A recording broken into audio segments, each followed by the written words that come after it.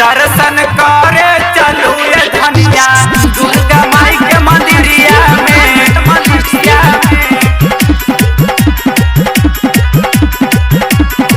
प्रसादी मार्केट से मैं कीन लिया हूँ, फूल फुलवारी से मैं बीन लिया हूँ, पंडित जी को फोन से बुला लिया हूँ, पूजा का तैयारी करवा लिया हूँ, पूजा का तैयारी करवा लिया हूँ। प्रसादी मार्केट से मैं कीन लिया हूँ, फूल फुलवारी से मैं बीन लिया हूँ, पंडित जी को फोन से बुला लिया हूँ, पूजा का तैयारी करवा लिया हूँ।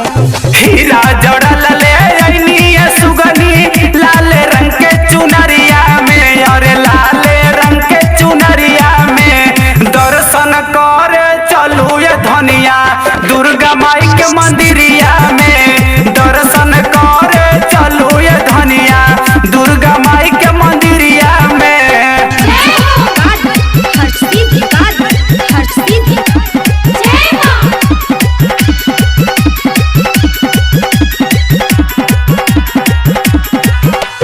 अमावा के पल्लो तुरवाई लिया हूँ, जौआ से कलश सजाई दिया हूँ, भाड़ा वाला डीजे मंगवाई दिया हूँ, सुशीलावा के गाना बजवाई दिया हूँ, सुशीलावा के गाना बजवाई दिया हूँ।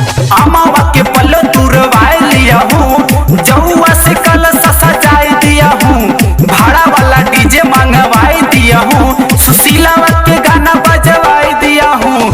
श्रवण राहुल लगावे खड़ा होके दुआरिया में, और खड़ा होके दुआरिया में दर्शन करे चलू ये सुगनी दुर्गा माई के मंदिरिया में।